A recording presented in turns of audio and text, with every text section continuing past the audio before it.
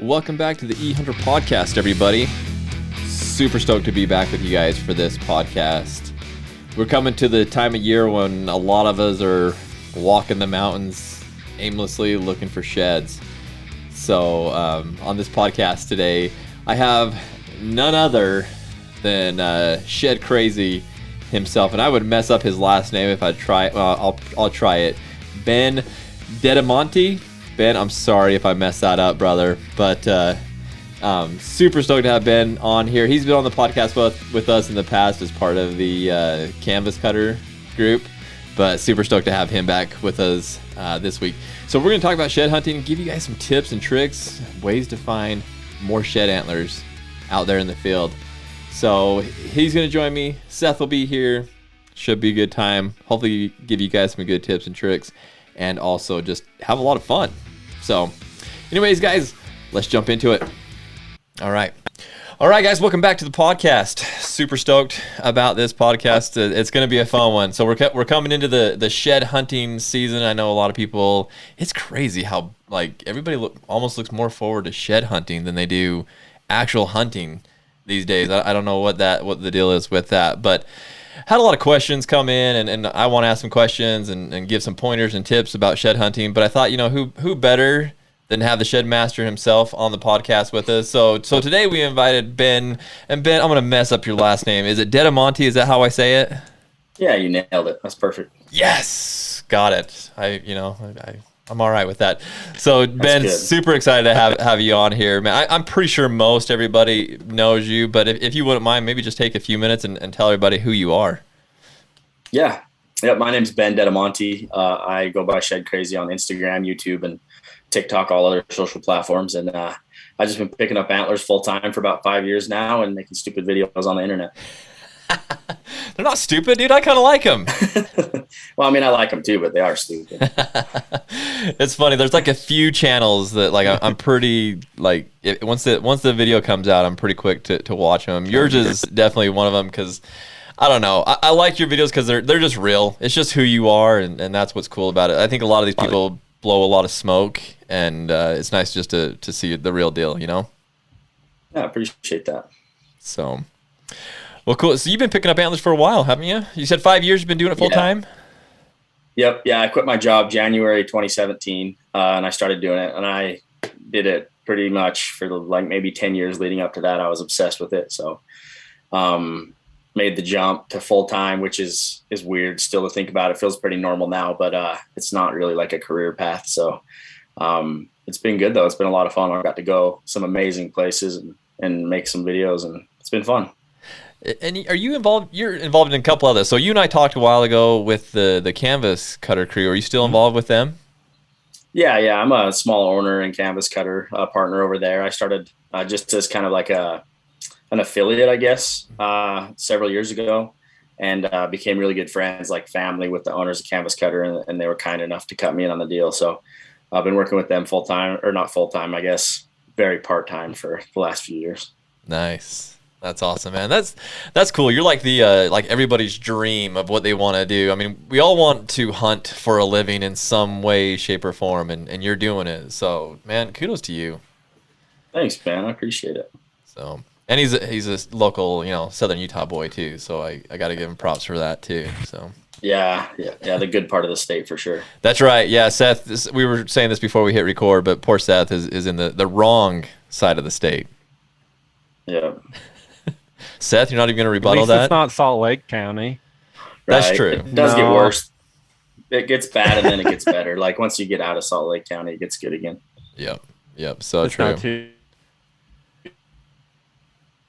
Oh, Seth, dude, your internet must be sucking because I can't hear a thing. You still there, Ben? Yeah, I'm here. All right. He just went to froze mode. Yeah, that's that Spanish Fork internet for you right there. Yeah, weak Wi-Fi. Love this. It's funny. I love this virtual stuff and being able to have Zoom and all those things. You got to deal with this kind of stuff when you have it. So always is what it is. Well, let's jump into shed hunting. So, like I said, I really just want to give some tips and tricks. There's a lot of people that are new into shed hunting, and for the most part, it can be as simple as walking around the mountains aimlessly looking for a an antler on the ground. But I do think there are some things that you can do to help improve your shed hunting experience, make it a better experience, find more antlers, and just have fun. And so Ben, I want to ask you, like, what are some of the things that you do to help you find more, to prepare better, things like that? Well, like hunting, the more scouting you do, the more success you're going to have. If you spend time out in the hills, and if you go out during the winter, and you kind of have a general sense of where the majority of the bucks or the bulls are hanging out, you're always going to up your odds by doing that. Nowadays, it seems like the game comes down to kind of beating the next guy as well, as much as anything. So if you can narrow down your search area from the get-go, like, you're going to be so much better off. And if you want to pick up and target specific animals too, like, you need to be checking up on them very often and doing everything you can to, like, not disturb them and let them just drop their antlers, and to maximize your chances of finding them. But there's a lot of different things you can do. Scouting, I think, is the most important thing that people probably skip. And it's the best way all around to up your chances of finding more sheds. So, like, when you're scouting, are you going out and glassing just to kind of find out where the herds are at? Are you looking for specific, pockets, or you just how do you scout when you're looking? So I like to target specific animals. Like, if I'm trying to pick something up, if it's a mule deer, I'm definitely, like, targeting a specific buck, because to go out and find a whole bunch of mule deer antlers to me is cool, but big deer sheds is king as far as that goes. So I'll just be watching a specific buck, and it's hard because you'll kind of start watching them in that transition period after the rut, and they can cover so much country. When they're rutting, they're just all over the map chasing does, and then they'll kind of settle in after the rut for a little bit and, like, feed and try to heal up and put some weight on. And that's the best time to find them consistently. But once that green grass starts growing in the spring, they're going to chase that grass to higher elevation. So you really have, like, a window where you have to find them in between the rut and the rest on the winter range before they start, like, kind of moving back up. I've talked to a few other guys that use elevation as kind of their key. How you were saying, as soon as that grass starts to grow, they start to move up to get up to that grass, that higher elevation. And they target, like depending on where they're at, but, like, say 7,000 feet to 8,000 feet is really where they try to look at, because that's usually where the deer are, or elk are, or whatever. Do you do that, or do you just kind of just go out really everywhere? For elk sheds, I'm really elevation based. Like, I tend to, like, start my search in a general area, just in that elevation that you said, between 7,000 and 8,000 feet. Some bulls will move up higher, and they'll get on those windswept faces. And there will be bulls lower, like in the sagebrush and in the pinyons and stuff. But the bulkier animals, I think, especially elk, like to hang at that elevation. And then you just kind of start narrowing it down, like windswept, if there's a place where the bulls could get feed in the winter, or where they could lay in the sun and get warm. Those will always tend to, like, hold a few more antlers. I think that's a good tip, because, a lot of people, it's funny because a lot of people, as soon as the hunts get over, they don't go to the outdoors. Like, it starts to snow, it starts to get cold, and holidays or whatever, they don't go outside. And so for those guys that don't go outside, it's a good opportunity to be like, okay, well, I can kind of target this elevation and focus on that. So when you're scouting, are you out all winter long? Are you looking December and January, or are you waiting closer as it gets to, like, when they're going to drop their antlers, which is usually around, end of February, middle of February is when they start dropping their antlers. Are you more focused on that time, or are you all winter long? I will go out, like, starting in November, and I'll just try to get, like, a general feel for where they're at, so I'm not having to narrow it down so much. The problem I have now is I have started doing all these late hunts. Like, it seems like I'm hunting all the way through December and January now, so it kind of kills the time that I used to spend out. Like, I used to go out the whole month of January, almost like every week, and just go look for herds of bulls in Nevada and try to find them. And then as the season got closer to them dropping and losing their antlers, I was out there more and more and more frequently, just so I could keep tabs on exactly, like, what face they were on. Because a lot of those desert bulls will move. They'll move, like, the week before they shed, it seems like. Oh, really? I don't know if they just get, like, a wild hair, or if they feed off a slope to where, like, maybe they got all the food gone there, and they'll bump, like, half a mile or a quarter mile over to a different face. And so I was always trying to, like, do that, because I used to just go out in the winter, I'd see bulls, and I'd leave, and then I'd come back, like, late March, and I'd wonder why there wasn't any sheds on the face. And it's because a lot of times those elk, especially out there, they're kind of weird. Like I've had herds of bulls where we'll be watching them like really high elevation, and you go to check on them and they're all down in the flat for some reason. They just walk clear down, go mess around. I don't know if they get bored or what, or else they'll bounce into like another canyon on the back of the range or the shady side of the hill sometimes. So it's just like the more the better, really. If you can keep tabs on them, you're going to find more and more of their antlers. It is tough to do when it's, you know, when there's a lot of snow outside, and it is tough to get out there and do that. But I agree with you, Ben. I'm kind of the same way. You know, I may not go out every single weekend, but I'll go out, you know, at least like, you know, every third week, just to kind of keep tabs on where they're at, where the herds are at, where the, like you were saying in the beginning, like targeting a specific buck. You know, a lot of times I'll find that buck during the, you know, the rut in November, and then really try to kind of keep tabs on that buck to hopefully get his sheds when he drops them. So I'll try to go out every few weeks and try to keep tabs on him. It's kind of tough though, especially with mule deer. Mule deer, I don't know, man, they turn into ghosts. I don't know what it is about those things. Well, they can hide so easy. They're not typically herded up like the bulls are, you know? Yeah. Like if you find a bull that you want to pick up, he's usually hanging around with like 5 or 6 other bulls. And unless he's really old and ornery. So like you can usually glass up some of the bulls that he's with. And if you know what they look like, you can say, oh, well, at least I know where the herd's at, even if you don't see him specifically. Yeah. So. Yeah, for sure. I've actually started enjoying, or really more pursuing, elk antlers. One, I mean, you get more money for them. And there a lot of people do it because you can sell them and make money, and it's kind of cool. But I don't know. It's just fun picking up a big old bull elk antler. You know, there's just something special about it. Yeah, totally, man. I'm 100% team elk. Like, no, you guys can have elk. Leave all the deer sheds for me. I'll take that trade off all day. Like if I can pick up 10 pounds of antler, you know, that's 10 deer horns or 1 elk horn. I'll take the elk horn. Yeah, for sure. Do you do a lot of selling? Do you sell a lot of those antlers? Oh yeah, I sell 99% of what I find. Wow, that's amazing. Yeah, I think I own like maybe 15 elk horns. Wow. So yeah, I've sold everything from the biggest to the big I've ever found. I sold a 406 set that I picked up. So I just get to the point, like for me, it was, when I started doing this, I was super broke, right? Like I was just trying to do anything I could to keep this afloat. So we'd have really good days. We'd pick up a lot of sheds, and I'd be calling the antler buyer on the way home from the trip, being like, meet me, dude, let's go. Just try to like keep this thing floating, you know? And I actually remember like having enough money to go to Nevada and not having enough gas money to get home, and being like, all right, I got to figure out how I'm going to pick up enough sheds this week and get them sold, and so I can get home from Nevada. Wow. I mean, it's always been a money related thing to me. It's not all about the money. The excitement to me is finding the antlers, seeing the bulls. Like I love all that, but it's always been a financial thing too. So it just is what it is. To do it full time, man. I mean, you got to make money. I mean, at the end of the day, we got to make money. So man, that's amazing. What, for people that have never sold antlers, what's kind of the going price for antlers? It varies year to year based on supply and demand. The cool thing right now is that everybody's so geeked out on their pets that you can sell them for a ton because dog chews are so like popular. Yeah. So if you go to like just a straight antler buyer, he'll give you just a price based off of grade, you know, per pound. Fresh brown elk, I think right now is like 16 to 17 bucks a pound. Wow. Like hard white elks are usually like 10 to 12. And then chalk, it just kind of depends on your buyer. Like I've got as high as $5 a pound for chalk antler. So, I mean, you pick up a nice heavy elk shed, it could be 120, 130 bucks. That's amazing. We probably shouldn't have said that because now everybody's listening to this podcast like, oh, freak, I can go out in the mountains and make money.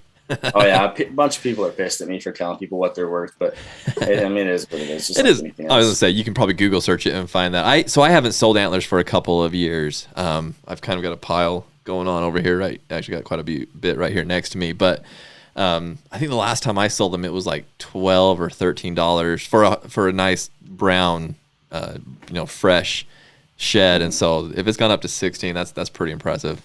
Yeah, and I think I don't know, maybe I'm just getting real good prices lately, but I think that's kind of the bump is just accounted. I mean, it's dog chews. Yeah. So. Yeah. Well, it's like everything else. You know, everything else is going up in price. Look what Biden's done with our gas prices. Right. So, you know, it's going up.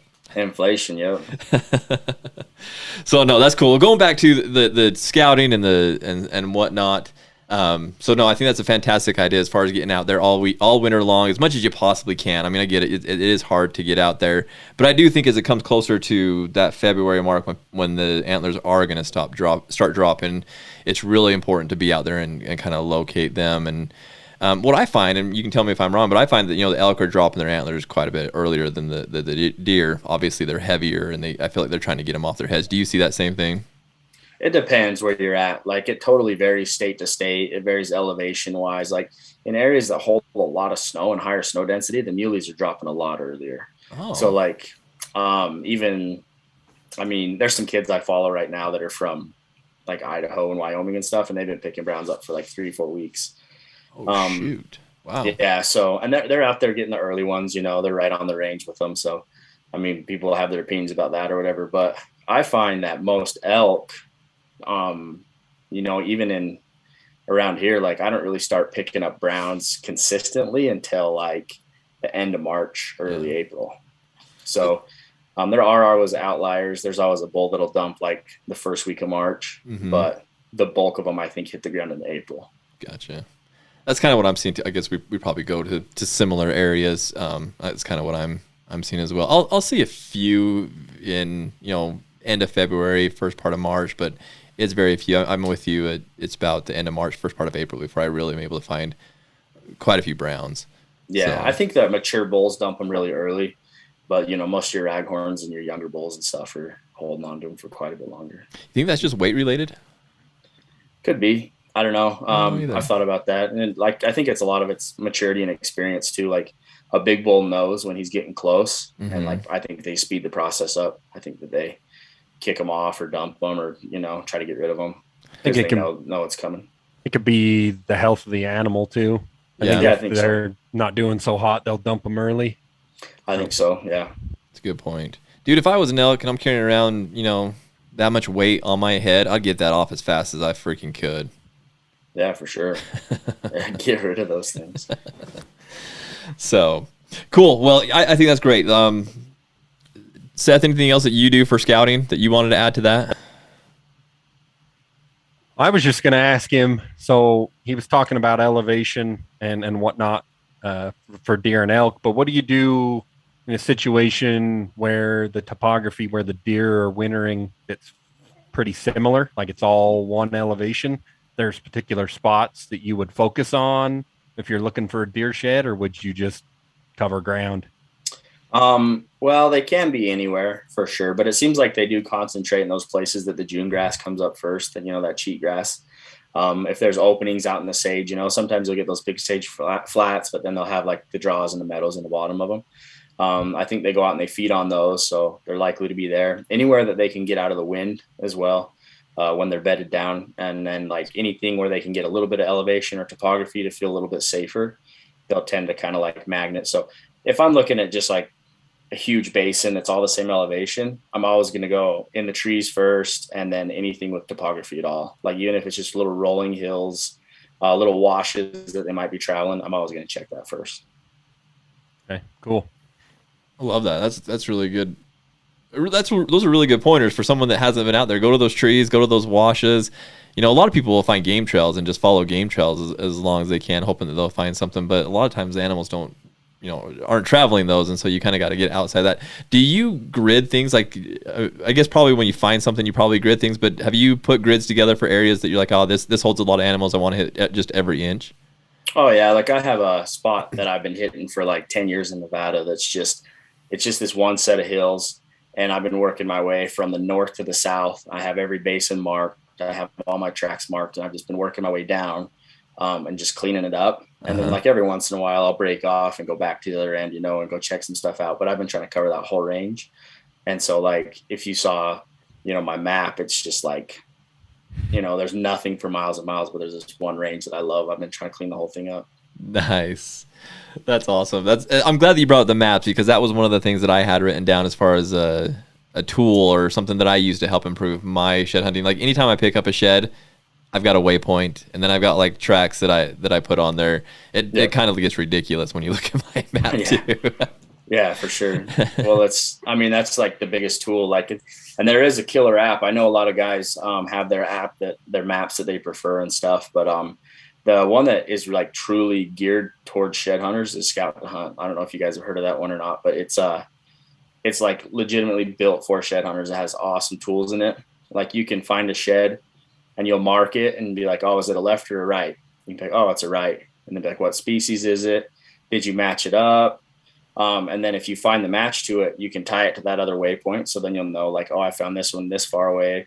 And then it also builds a catalog of all your antlers. It's like, oh, you found this many deer sheds, this many lefts, this many rights, this many elk. It's sweet. Like it's actually geared towards shed hunters. It's bad. It's awesome. How much does it cost? So that one has a free version that's killer. Oh, yeah. sweet. Like it has awesome tracker on it. Basically everything that you get from a normal subscription, like a paid subscription for free, all the public and private. And then they do have a few paid features. Some of the roads features are paid features. But like they have an elevation band feature too. So you can filter by elevation and it'll show you like different colors on the map of different elevations. And then like they have like active burn scars, like all the big, all the other ones have, but tons of tools and information. It's kind of a sleeper. It flies under the radar. Yeah, I'm surprised I haven't. I've heard of Scout to Hunt, but I've never really like looked into it. I mean, there's the big ones out there, Onyx and Base Map, and those are the popular ones. Yeah. I'm surprised I haven't looked into Scout to Hunt, especially if there's a sweet free version. Yeah, it is. It's like it's killer, and I used all of them. I've used every single one of them, and I just love this one because it's actually just geared for shed hunters. Nice. That's a perfect app for you, man. It was built that's why I'm singing for his you. praises. Hashtag ad. Right yeah, I was gonna say that was like a sweet shameless plug. Speaking of making money, we ought to get that little kickback for that. Scout the Hunt. Oh, it's happening. Sliding you $100 bills. Oh yeah, don't worry about it. It's going on. Yeah, that's right. We'll make sure and put a mark there. Hey, right here, check this out. Yep.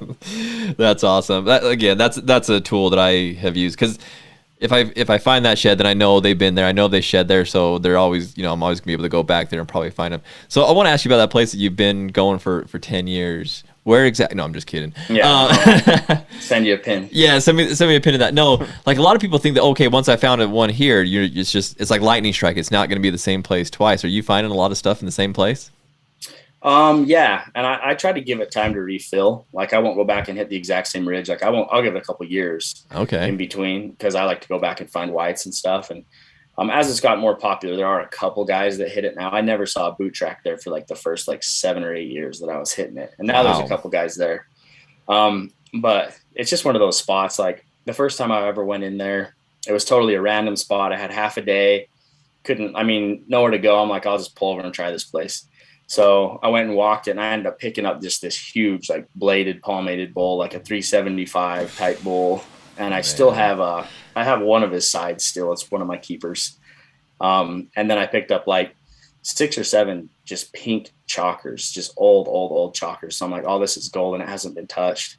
And between, all that time I used to know, but I'm like 200 or 300 elk sheds off of that one little range that I've picked up over the years. Holy crap. Just like a spot where you can always pick up like 5. Wow. Dude, that's a lot of sheds. Good night. I've picked a ton off of that. And like I went in there with some buddies, between everybody and 2 hard days, we pick up like 30. Wow. So it's fun. That's wild. Man, that's a cool spot. I've got a couple spots nothing like that. I'm not finding that many antlers on it, but I found a couple spots where I feel like nobody's gone. I haven't seen a boot track, which is really rare today because like we said in the beginning, there's so many people getting into shed hunting, and I swear I see more people on the mountain when I'm shed hunting than I do any other time of the year. But that's not true. Colorado third season rifles got more people than anybody. Yeah, it's a zoo. But shed hunting's getting pretty popular, and so to find areas that don't have people, that's really huge. It's almost as good as finding sheds, really. It really is. I didn't find anything, but there's nobody here, so that's cool. Yep, exactly. Could be a good thing. It could be a bad thing. There are some of these areas like I'll look for trucks when I'm going out looking for a shed spot, and if I see a bunch of trucks, I'm like, this is where they're at. So let's go see what we can find. Well, that's all my strategy for the Nevada opener is I just drive around and look for trucks, GPS trucks, and where all the good spots are. That's right. Look for the stickers in the back window. So if there's a sticker that says "Shed Crazy" in the back window, that's probably where it sheds. That's a good spot. Just know that guy doesn't know how to shed hunt. you kind of talked about going to other states. That's something I wanted to talk to you about as well today, because I know you go to quite a few different states, and there's a lot of different regulations. Some states, like here in Utah. So I just moved back to Utah, so I'm trying to figure out what everything is. So here in Utah, we can't shed hunt until. No, we can. We can shed hunt right now, right? It's open. You have to have a certificate. Okay, so you have to do the ethics course, right, online? Yep. Yeah, it's free. It takes like 3 minutes. It's just super basic common sense. Yep. Okay. Common sense. Yep. So when I moved away 6 years ago, you didn't have to do all that junk. You just kind of went out in the hills and shed hunted. So it's a little bit different now. But Colorado, I believe it's May 1st is when you can start. What's Nevada? Nevada's May 1st as well. It's only the counties that border Utah. It's not. Yeah, so they basically just did it because it was getting shed hunted hard by Utahns.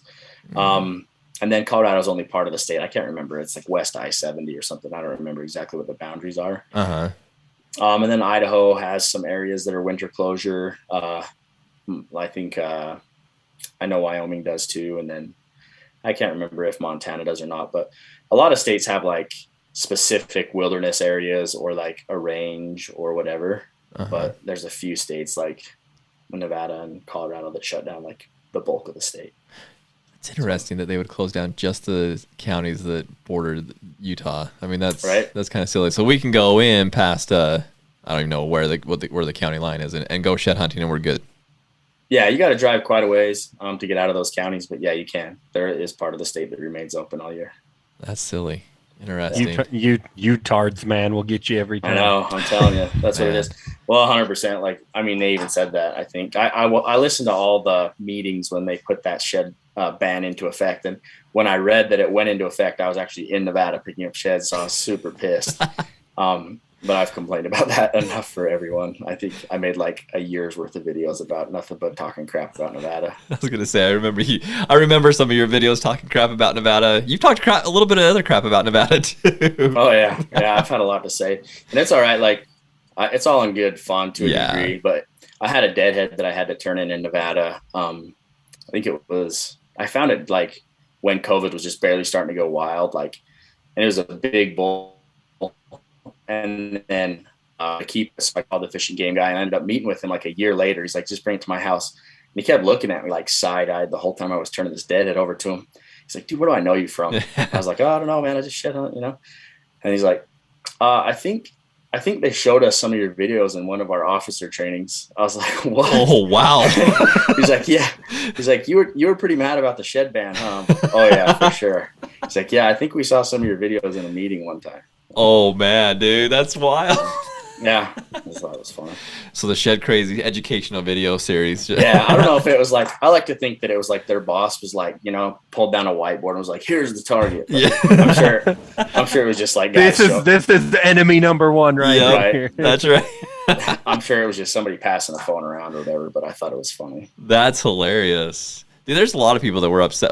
Well, like, so the Wyoming deal, holy moly, dude. We got so many comments about the different closures in Wyoming. It's confusing for one. I mean, because it's certain areas and certain dates, and it's just hard to know when you can and can't go out. But, man, we got so much response when we had articles up about the Wyoming closures and how ridiculous it was. I mean, I get why they do it as far as they want to let the animals not be disturbed for a little while. But I also understand they're still getting disturbed. It's just part of the life that they live. So what's your take on all that, Ben? I generally oppose shed seasons. I think that, like, if the fishing game were really scientific with it, if they had done range studies on a specific area and they're like, yeah, this area is more susceptible to winter kill, maybe there's higher snow levels here, and so we're going to close down everything from this elevation to this elevation just to give the wildlife a break. Like, I'm okay with that. What I don't like is when they make it a social issue, and I feel like that's what it's done most of the time. They put these into effect. People complain because there's too many shed hunters, and then they go put a season into effect, when the reality is like in Colorado, if you say you're rabbit hunting, you can go do the exact same thing that you would do if you were shed hunting, but it's now legal because you're not going to bend over and pick up an antler. So to me, it's just like, doesn't make any sense at all. And you look at Nevada, you can hunt lions, you can run hounds while the animals are on the winter range. There's late cow elk hunts there's things going on while the animals are on critical winter range. So I don't really buy that. And then also most of the state of Nevada doesn't have any issue with snowbound or snowpack anyway. So it's just, to me, it was like Utah did it that one year. And I think everybody else kind of just piggybacked off of that. Yeah. When Utah did that, so during my day job, I get a ton of the Division of Wildlife guys in, and all the conservation officers to a man were like, we hate this. Mm-hmm. We already have harassing wildlife laws in place. If I see someone harassing them, I go give them a ticket. Don't make me manage chasing shed hunters when they're not doing anything wrong. So the conservation side, the enforcement side, they hated it. It was obviously some big scheme they thought was going to be a good idea, and their people hated it. Yeah. Well, that's kind of the view I got from even the Nevada guys that I talked to, is they all just said it was basically unenforceable because the amount of covered or country that each officer would have to cover in order to effectively enforce it, they're just totally unable to do that.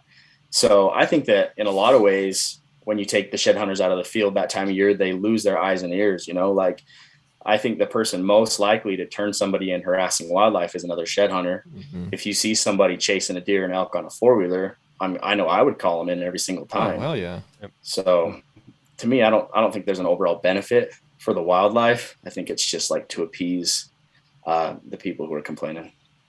Makes sense.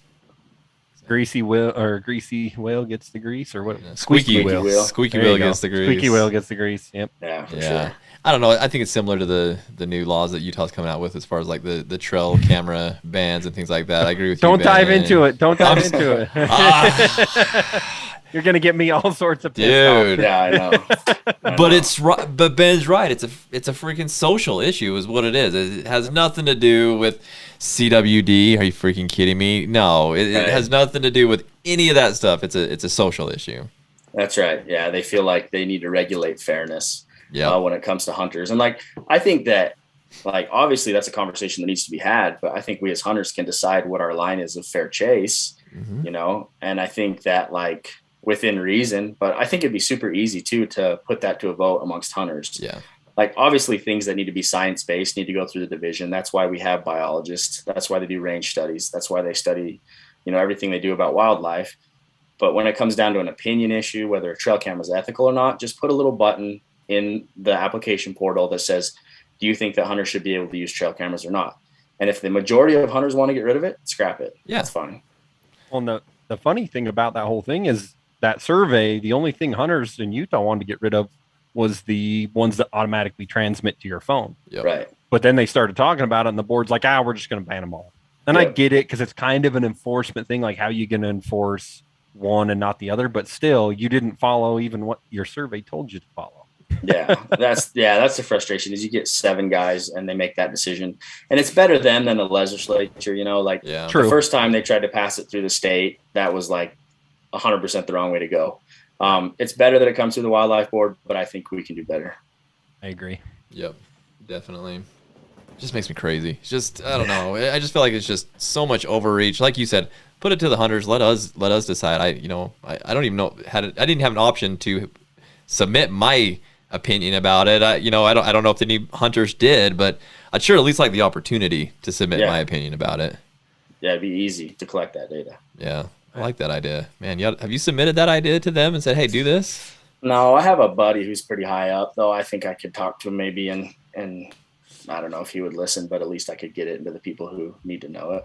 So I'm going to sit down with Wyatt Buback. He's been on my podcast a couple of times. He's the chief there, and I'm going to tell him that he needs to do that. Well, and I asked them about, like, man, we're going down a rabbit hole here like crazy, but like, kind of along the lines with the shed rules, same with the trail cameras. How are they going to enforce it? It's just going to be impossible to enforce. And the thing is, again, same with sheds, is the people, the good, upstanding, whatever you want to call those hunters, aren't going to do it. But the people that are going to break the law are still going to break the law, so it's really not going to matter. So there's still going to be shed antlers picked up before May 1st in some of these states. There's still going to be trail cameras that are put out there. There's still people baiting over, with trail cameras and hunting over bait and things like that. So, the people that follow the rules will follow the rules. But yeah, I think bad laws and bad rules in general incentivize people to break them. Yeah. And you look at that, like, Nevada shed law means that there's going to be a whole bunch of dudes that get way more sheds because they're willing to break the law. They're willing to go out early. They're willing to take the risk of a minor ticket that probably won't even end up getting, that written. And the same thing with the trail cameras in Utah, like, especially because it totally comes down to intentions. If you put a trail camera on the tree and the division or somebody sees it there, reports it, then they have to figure out whose trail camera is it? Do they have a valid license? Do they have a tag in this area? Are they within the date? It's a nightmare for enforcement. It's never going to get enforced. I'd say they're not going to do that. They're not going to enforce that. Well, especially if you're hiking any bit of distance, and it's not because they're lazy. They just don't have the time. No. Like they've got to cover, like Ben said, they got to cover so much country. It's like they're not going to go for a 2-mile hike looking for trail cameras. No. They're going to do their best they can as quickly as possible. Yep. So let's combine these two, going back to the tips and tactics part of this podcast and get us back online here. But Ben, do you use trail cameras to identify where animals are at so you know where to be for shed season? Not that much. Okay. I have put them out in the past, but it's mostly because I just want to get like a cool video or something of a bull, maybe like a one horn or dropping an antler or something. But I don't really focus on them. I'm trying to think like if I've used them really at all. I've put them like up on some high basins and stuff just to see if I'll get bulls on them and gone back and pulled them back like after shed season. I've never really had anything on them. So I don't use them much. I mostly use them for archery hunting. Yeah, that's pretty much, yeah. Well, I guess I leave mine up pretty much all year round, but yeah, that's the main thing I'm going to use them for is archery hunting because they move so much during the rifle season. Mm-hmm. And I have never used them really for shed hunting. The only reason I asked that is I was reading an article the other day by the EHUNTR guys. They're back east, and I can't remember where, Wisconsin or something like that. And so, I've seen their stuff. Yeah, I get why maybe they do it because a lot of those deer are still going to follow the same trails and come into the same fields. But I just don't see the benefit of using it out west. Yeah, and it's all of it comes down to like you can get cool footage. Yeah. Like it doesn't really help that much in the shed game. Or even really in the hunting world. It helps to a degree, but like not, I don't think it's like what they say people say it's like cheating. I don't think it's that either. No. But yeah, like I have a buddy who they have a lease in Iowa and he was getting cell camera pictures and he was seeing, this deer's got one side. That means his other side's going to be close to this camera. So I think if you have like a more confined deer movement, that would really help, like whitetails especially. Yeah, makes sense. Let me ask you another question. Sorry, I'm full of questions because I just wanted to see how you do things. So a lot of people I know, and this is how I shed hunt. I sit on a hill and I spend a lot of time glassing. And anybody that's watched your videos know that you do a lot of the same thing. And so, what's kind of your ratio as far as glassing versus just putting the boot tracks and putting the miles on? How do you like to do it? I like to glass a lot. I like to hunt country that's glassable, steep faces, where you can see a long ways or where you can get up above a basin. And for me, like glassing is usually a starting point. Like I'll glass, like my goal will be like, okay, I'm going to hunt my way to that point that looks like a good glassing point. I might pick something up along the way, but then I'll get up and I'm like, I'm going to make myself sit here for an hour. Like I'll set a timer in my phone or like whatever to like keep me there for 1 hour. And then I'll start picking stuff apart. And even if I glass up a shed, the temptation is always just to like jump up and go grab it right then. Yeah. I always just get excited. I'm like, I want to go get it. But I'll make myself sit and I'll make myself move, 50 yards and get a different angle on the same country and like move around the back of the point and look the other way. And then I'll just use those sheds that I glass up as starting points for where I'm going to like grid and really hit it hard. And so, I probably only glass like 1 out of 10 sheds, but glassing that shed leads me to find a lot more because when I go to get it, then I'm like dialed in on the country where they're at. How far do you grid out usually when you glass that shed up, you see that shed, how far do you go? Do you have a set grid that you try to keep within? I just follow the sign. I'm always looking at tracks. I'm always looking at piles of droppings or whatever, rubs. And I'm always just following the best and the hottest sign. If you get to a little area where you can tell they've been all over, there's tracks going every direction, then I'll just start gridding back and forth. And I'll just kind of look on the map and see like, it looks like they're traveling this basin or this draw.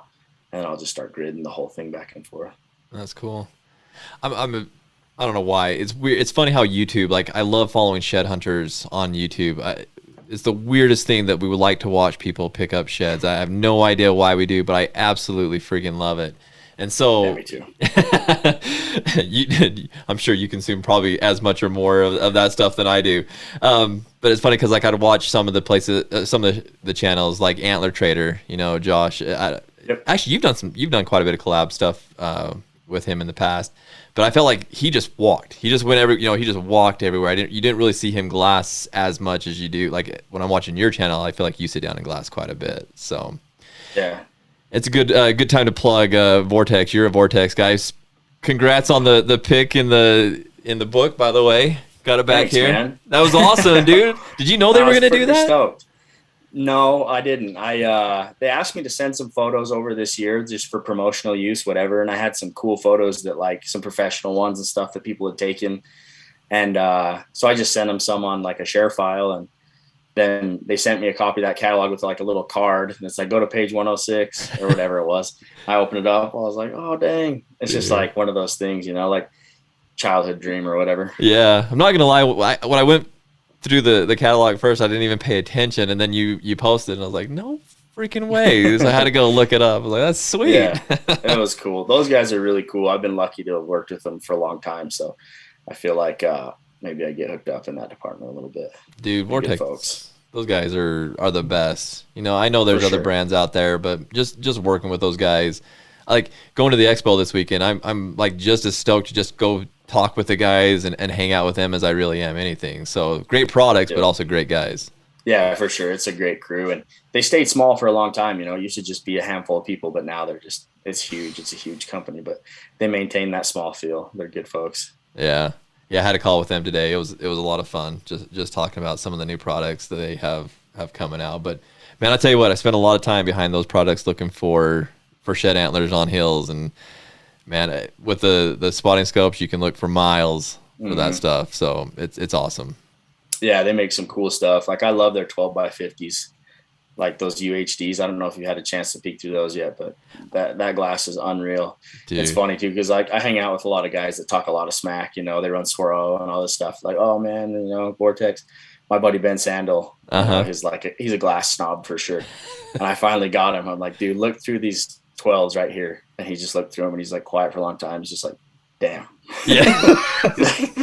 Those are good. Like he hated to admit it, but he's like, those are good. I've got the 18s, the UHDs, and it's completely changed how I glass, because I used to have my spotting scope and get it all out. Now I don't even mess with the spotter. Yeah, I use my 10s, and if I see something, out come the 18s. I sit down. I'm like, oh man, I can see so much stuff with these. Yeah, those are money. I love those for coos deer, especially. They're wild. Yeah. Did you just barely go on a coos deer hunt? Yeah, I hunted them with my bow in January, and then I killed one back in October down in Arizona too. Nice. That's something on my bucket list. In fact, I was talking to my hunt crew today, and we were trying to decide if we're going to go to Colorado again this year, or if we're going to go and hunt coos deer in Arizona. And I think we're leaning more towards going. I've never killed a coos deer, so it's on my list. They're awesome, man. They're a different kind of challenge. They're fun though. They're really fun. They're just itty bitty. Gosh, they're itty bitty, man. I was watching your stuff, and they're tiny. Yeah, that's the best thing about them. Like you can shoot one and like throw it in your backpack. It's no big deal. That's awesome. So awesome. Oh shoot. But I was going to tell a story, so going back to the Vortex thing, I kind of did the same thing you did. I was sitting on a mountainside, and I had a guy that was sitting next to me, didn't know who he was. He came up and he's like, hey, do you mind if I sit down and look? I'm like, fine. We just kind of shot the breeze there for a little bit. And he had some Swaros there, and I had my UHDs, but I just had my 10s. Mm-hmm. And he's like, hey, can I look through those? And kind of similar to what you did, he looked through it, and then he kind of looked at me for a sec, and then he looked through it for a little while, and he's like, how much did these things cost you? And we started talking about, kind of the price difference between the two, and he's like, man, why the hell did I buy Swarovskis when I can have this? This is just as good or better than mine. I'm like, dude, I'm telling you. Yep, they're top tier, man. They're good. So, all right, that's enough plugging Vortex. You're welcome, guys. Any other tips and tricks that you try to use, Ben, when you're out there shed hunting? Just like a lot of, I guess, for me is mental, like I think that, just try to lie to yourself and tell yourself that you're having a good time so you don't quit and go home. Yeah. Because miles equal piles. I tell everybody that, like stick it out, stay the last few hours of daylight, stay till dark, And like some of the best experiences I've had shed hunting are like an hour after I wanted to quit. You stay that little bit longer, and right at dark, you just get a big glowing white set or something. So yeah, just stay out there, hunt more. It's one thing that I think you do a very good job at, is just making it fun. You know, I've got my boys that I take with me when I go shed hunting, and we just make it fun. We buy sodas, you know, snacks and treats, and just have a good time with it. Yeah. You know, whether you That's find how it something or should not. Yeah. Yep. So have fun with it. Absolutely. Okay. Anything else you do? Sorry, I'm out of questions now. So, No. Seth, what That's about you, dude? pretty- What do you do? You said you suck at picking up. Yeah. I walk and I never pick up nothing. Well, No, I'm really weird. It seems like if I find some, it's like I have to find one to get the juices flowing, and then I seem to start finding more. And I have really weird luck where I don't find a lot, but it seems like if I find one, I usually find the matching set to it. I've got a couple different matching sets of deer, and I've got one matching set of elk, because I don't find many elk, but all of them have been fairly close, though. That's what I was actually going to ask Ben. How many matching sets do you find pretty close, or are they miles away from where It depends. Like in the desert, they're typically a little bit more spread out. Unless they drop them right on top of each other, like the odds of matching them up are pretty slim. Yeah. So like even if we find a really big shed, if I don't match them up like within an hour, I start to lose interest, because those bulls can cover so much country. If they drop one side, go into water or whatever they're doing, who knows where the other one could be. The biggest set of elk sheds I ever picked up were like 3.2 miles apart. Oh. They're so far apart. Eesh. Like, and I found them 2 days apart, and I didn't even cross my mind that it was the same bull when I found it, because I found his one side. It was giant, triple brow, huge side. And then we put that back at camp. I went and hiked the next day, and the next evening I dropped down off of a finger like 3-something miles away, and there's this other giant, just a straight 6-point. And I'm like, geez, that's another giant single. Tried to match him up, went back to camp, slept. The next day we're loading everything up to go home, and I was putting them all together, and I'm like, holy crap, that's his other side. Put those two together. I'm like, oh, that's this giant set. So wow. It just depends. The best is when they're just parked, though. I love it when they're just sitting on top of there or within 10 yards. Sure. Oh man, that's what I live for. I'm getting excited now. I was going to say, you're getting me really excited. I want to get out there and start looking for these things. I'm going next week with my cousin, so now I'm excited. There you go. Lucky bugger. It's about time. I got some trips planned too. I think I got one coming up here. I got to get Expo week out of the way, but I think the following weekend I'll make my first. It'll be a deer trip somewhere, and then once the elk drop, I'll forget all about deer. Yeah, I'm with you on that. Fine, leave them for me. I'll find them, dude. If you need a compadre to go with you, I'm not very far, man. You ought to give me a ring or shoot me a text. Let me know. I'd love to go hang out on the mountain with you. Yeah, let's go try some of your spots. Yeah. I've actually got a couple new spots I do want to try. I'd love to take you to those and see what you think.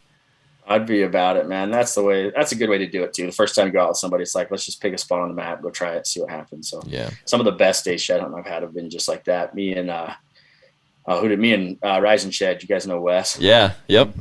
Me and him hit a random spot for deer sheds one time in Nevada and just absolutely cleaned house. Nice. So it's fun. Just get out and go try it.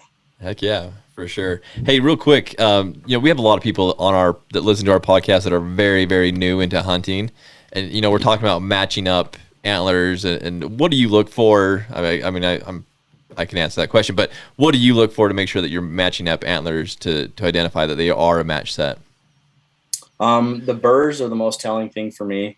The shape of them, how dished out they are or not, the size of them. If you put a set of elk burrs side by side, like they'll be a similar shape unless one has a broken pedicle or something funky going on. They won't be perfectly round most of the time. Like there'll be a dish in or something, and they'll almost always match. And then if you put those burrs up to each other, they should fit on top of each other like perfectly. And that's the easiest way to tell. It's hard. Like you can tell by general size, putting them down, configuration. If they have, big thirds or whatever, it's easier. But the burrs for me are like the giveaway. I had a question come in. We on one of the articles that we did that asked that, like, how can you even tell? Because I mean, I can't remember whose video it was, but one of the videos, I mean, they were completely different. Like, it was one side was huge and the other side was just like this dink. So he was a little bit messed up, but it was still a match set, and that's what we ended up explaining was that it was you had to look at those burrs, and it was pretty evident on him that it was a match set for him. So yeah, some of them, I mean, it's hard to tell. There's been sets that I picked up even close to each other, and like 2-3 days later, you're looking at them, you're like, I don't know, like maybe not. It's not 100% for sure, but if you match the burrs up and they're the same general size, then it's a pretty good indicator. Another question that came in was like, how often do you actually take those sheds and turn them into like a European mount or a horn mount? Do you ever do that? I have no, I never have. I have one deadhead bull that is going to be eventually mounted somewhere. I picked it up in Arizona. It's like a 390 type deadhead. He was chalky white. I had McCade down here do a restoration job on it. He did a really good job. So nice. Eventually I'll mount that bull up. But I have some deer sheds that I would maybe throw on to a skull. But I think they're cooler as sheds. Mm-hmm. So like I like to be able to hold them. I like to look at the burr. I don't want to drill into the burrs to mount them. Yeah. So I think they're cooler just as sheds. I'm kind of the same way. I like to decorate with them, throw them on shelves and things like that. So I'm kind of the same way as you are. Unless it's something like if I find a 390 plus bull that's unique, I'll definitely mount that guy. Yeah. So I got one set kicking around here that my uncle found. It's like I think they're 410. But I'm going to bring them up to the expo. He picked them up a long time ago, but you guys will have to come check them out. That bull's something else. His 1 pound weighs 17.5 pounds. His one horn weighs 17.5 pounds. So he's pretty crazy. You guys will have to come hold them. They're going to be in our booth. Yeah. So what are you doing at the expo? I was going to ask you that. What you have a booth set up for you guys, or what's the plan there? Yeah, so I'll just be in with Canvas Cutter. That's kind of what I've done the last few years, and I'll have some apparel there, some merchandise and stuff. And I'm going to bring the deer I killed this year, and then I'll bring that set of sheds and just kind of hang out. So if anybody wants to come check them out, buy a hat, buy a bedroll, we'll be around. For sure, yeah. We'll stop by, and I'd love to check those out. Good night. That's freaking huge. Yeah, they'll blow your mind when you pick them up. See, that's what I need to find. As soon as my first time out this year, I need to find one of those sheds. Dude, they're the biggest like heartbreak story ever too, because I tried to find them. Like I didn't know that specific bull was in that area, but I shed hunt where he found them a lot. Oh. And I had been in there like at least 3 times while those sheds were on the ground and been close too. And like, he didn't remember exactly where he found them. He was just up. I think he was like, I can't remember what he was doing, looking for rocks or something. He's into like geology. Mm-hmm. And he found them, and he called me, and he's like, I found a giant set of elk horns. I'm like, send me a picture. And he sent me a picture of them. I was like, dude, are you kidding? But when he told me where he found them, I'm like, I was within 300 yards or less of those antlers at least 3 times. And I never spotted him. He just happened to walk in the right clearing and picked him up. Dude.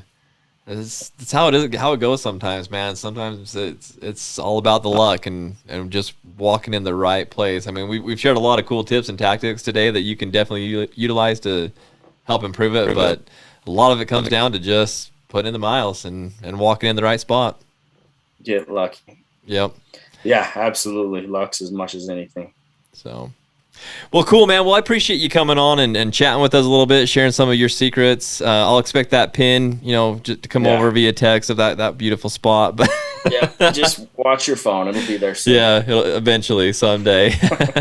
Hey, where can people go get that cool hat you have on there? So this one will be on my site. I'll have it at the expo. Okay. I've been backward on them forever, but I finally got some stock. So I'll have them at the show, or else it'll be on my site like next week, hopefully, which is getshedcrazy.com. Getshedcrazy.com. And you can find him, Shed Crazy, on every social media. Check him out on Twitter. It's a hoot. So I haven't tweeted anything since about 2001. Oh, sorry, not Twitter. I meant TikTok. That's what I meant. Not Twitter. TikTok. Maybe I'll get Twitter going next. I think Twitter's dying, man. I don't know. I'm not a Twitter fan. TikTok is what I meant. Yeah, I love TikTok. So we kind of talked about that. So Well, cool, man. Well, again, I appreciate you coming on and sharing some of this with you. We'll catch up at the expo this weekend, and I should be able to shake your hand and say hi, maybe pick up a cool hat or something like that while we're there. Sweet. Yeah, we'll plan on it. Cool. Sounds good, Ben. Well, thank you. Appreciate it. We'll talk soon. Sounds good. See ya. All right. See you guys.